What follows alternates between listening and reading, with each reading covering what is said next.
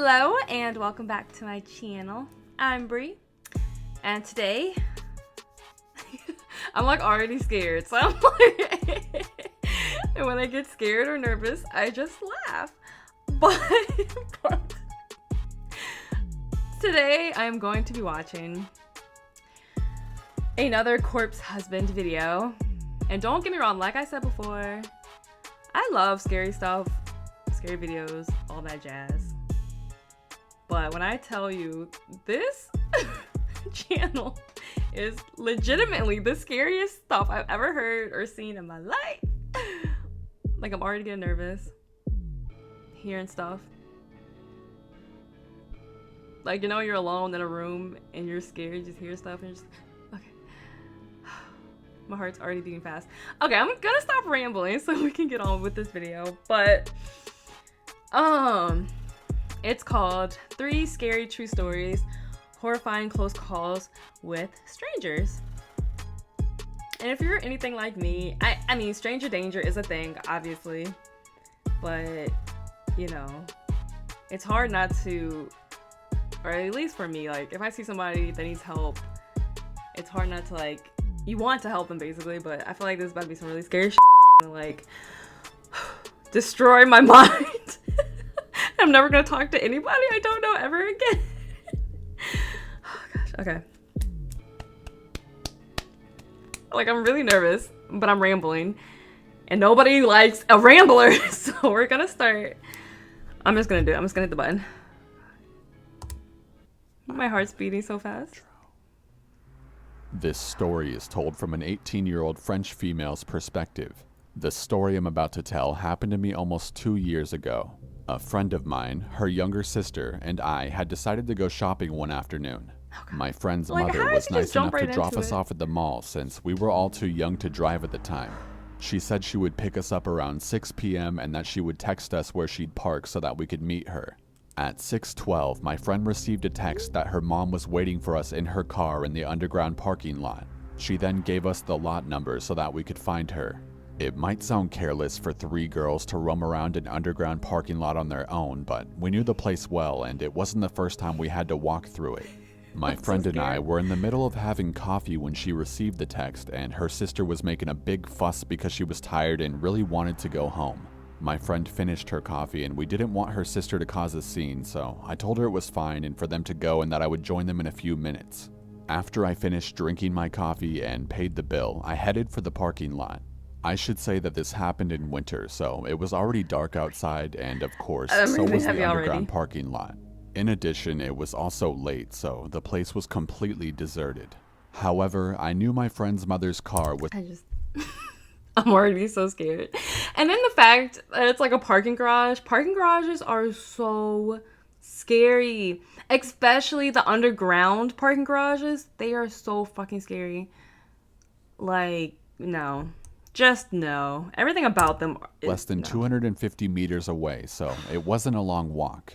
After a few seconds of walking, I heard footsteps getting closer and felt like someone was behind me. No. I know that underground parking lots are not the safest place to be, especially for a girl, but I decided to stay calm and walked over to a car as if it were my own, thinking that whoever was behind me would walk away. Still, I pulled out my phone and pretended like I was texting when, in fact, I used my phone to take a picture of who was behind me in the reflection of the car window. Gosh, nope. The picture will be on screen right now. I didn't have enough time to react though when I felt a hand grab around my wrist and pull me to the side. I was thrown down on the hood of the car. I knocked the side of my head in the process and my vision was blurry for a few seconds. Oh my God. I had a metallic taste inside of my mouth, and I later found out that with the blow, my teeth had cut inside of my cheek and also split my bottom lip. Yo, when I came to my senses, I felt a pair of gloved hands sliding up my calves to my thighs. I've never been in such a scary situation before, and I was way too shocked to scream. Now, I haven't mentioned it before, but my father insisted a few months prior that I take self-defense lessons, which I did. So I took a deep breath and repeated in my head, "Don't panic." Yeah, like fuck him up. The guy probably thought he'd knocked me out cold since he wasn't paying much attention to my upper body. I thought about my bunch of keys inside of my jacket. Yeah, I slowly grabbed it inside my pocket and, like I'd learned, fisted my hand with the keys held in between each of my fingers. Then I quickly pulled my fist out and hit the side of the man's face as hard as I could with it. Unfortunately, it wasn't enough to knock him out. The guy had his hood up, covering most of his face, and like I said, it was pretty dark, but I could see that this guy was pretty bulky and obviously stronger than I was. He cursed and pulled a fucking switchblade out of his rear pocket. I really started to panic then. Now, I don't know if it's the adrenaline that made me move fast enough, but I immediately put my arm up to block the blow. However, because I was shaking so badly, I didn't manage to block his arm like I wanted to, and the knife cut through the skin of my arm before flying away. Anger took over fear, and I could honestly feel rage boiling inside of my veins. I tried to kick the guy with my feet, but he had a firm hold on both of my ankles, keeping my legs spread. I was screaming now and struggling as best as I could, trying to scratch the man's face with my nails. Finally, he let go of one of my legs to pin down my wrist. I saw my chance and I took it. I kicked the guy with my free leg, aiming for his kneecap. The guy screamed in pain and fell on his knees. Joints are I slid so off nasty. the hood of the car and punched the guy in the throat. I quickly grabbed my phone, which fell when the guy threw me on top of the car, and ran as fast as I could without looking back towards my friend's mother's car. My friend got out of the car when she saw me. That's and what I was asked about to what the say. hell Like, had taken where me so are her long. friends? Obviously, they hadn't heard the screams or seen That anything. seems like she had been gone stopped for a yelling long when she time. Like, realized that where are something your was friends? wrong with me. She asked me why I was shaking like a leaf and told me that I looked really pale. And then she grew pale herself when she pointed out the blood running down my arm and my mouth. Her mother got out at that point, and I bent over and threw up against the wheel of the car. They then drove me to the nearest hospital. I didn't say a word during the drive, probably because I was too shocked to say anything. That's I scary. later reported what happened Those to are the friends police, that you don't but go to the mall they never with. found Like, where the the fuck guy. were they at? My photo and the videotapes from the security cameras were useless since we couldn't see the man's face on either of them. I'm now terrified of underground garages, and for some weird reason, I never go out alone without having my set of keys firmly in hand. Hell no. I still have nightmares That's about so that guy, and what upsets me the most, strangely, is that I'll never be able to put a face on the man that haunts my dreams. This already getting too real. Like, oh god. A few summers ago, just before the start of my junior year in college, I decided to take a trip to San Francisco. Since I attended my home state's flagship university, I really needed a brief change of scenery. I've always wanted to be in California, which was convenient as one of my friends was interning in San Francisco and offered to let me stay with her. All the details were eventually worked out, and I was so excited to go. My friend was still interning while I visited, so she wasn't able to show me around too much, but I had a blast exploring on my own. I spent the majority of my time reading at different parks and taking pictures. She got off work at around 5, so I would head like back the stuff that around makes you then not to want to go hang out outside with her. ever again. I always knew I was close to hers when I saw the construction. It was a huge project that required pedestrians to navigate through tunnels. I had been through them many times before, but on that particular day, someone ran up next to me right as we entered the dimly lit passage. He was a larger guy, wearing a white wife beater and blue jeans. I'm usually pretty friendly, but something felt off about him. We awkwardly exchanged heys before I quickened my pace, expecting him to just drift away. But he changed his pace to match mine and kept lingering. "So, what's your name?" he asked. "None of your business." It's not funny. It's the way he tells story. Hey. I responded without looking at him, hoping he'd get the hint. He didn't. "Hey, you're really pretty. Do you want to go to a party?" But before even giving me time to respond, he grabbed my arm. He was pulling me towards the end of the tunnel. I had no idea what awaited me there. His grip was incredibly tight, and he was so much bigger than me, there was no way I could escape by strength alone. Stab him. Despite being a very tiny person, I didn't have any pepper spray or any self-defense skills. I had never felt so vulnerable in my entire life. That is so scary. My How do mind you was just trying do to that find to a people? way to Like, survive, are there but not then I other felt people someone else around? pull my other arm from behind. I thought it was all over, but I looked back and saw that it was a woman around my mom's age, dressed in business attire. Needless to say, I was very confused. Hey, it's really you. I haven't seen you in so long. she said as she started sprinting towards the way she came from and pulled me with her. I let out a sigh of relief as I felt his grip loosen. I was ecstatic to exit the tunnel, and when I looked back, he was gone. She told me that she saw the guy go after me and knew that something was wrong.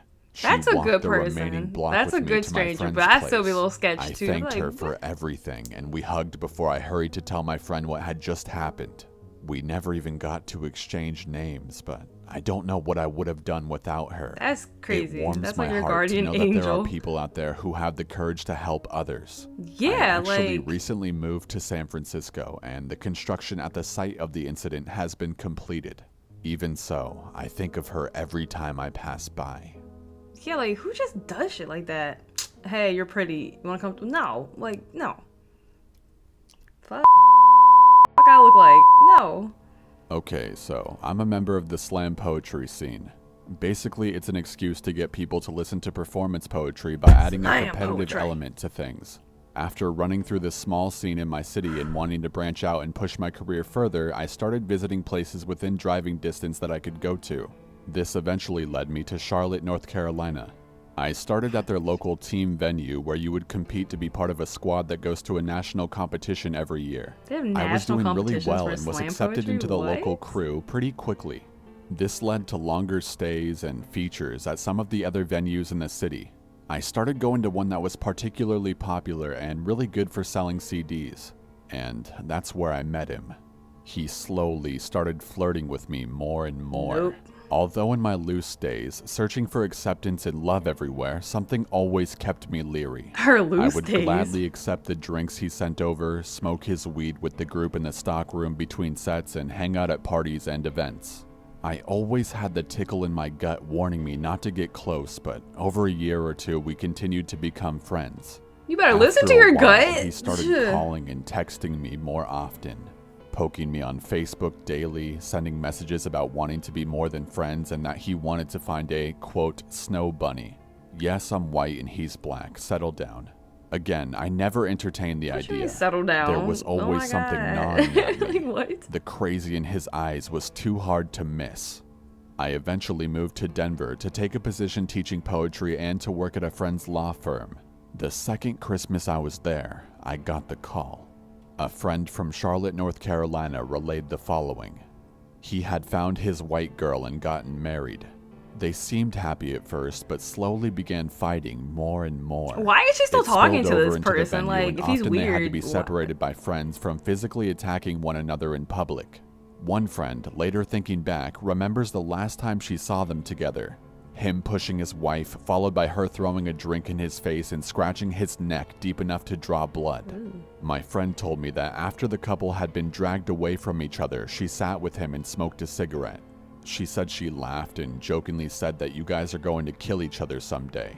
Around not Christmas funny. last year, his wife just stopped coming to the bi-weekly events that they 'Cause he both probably attended killed her. regularly.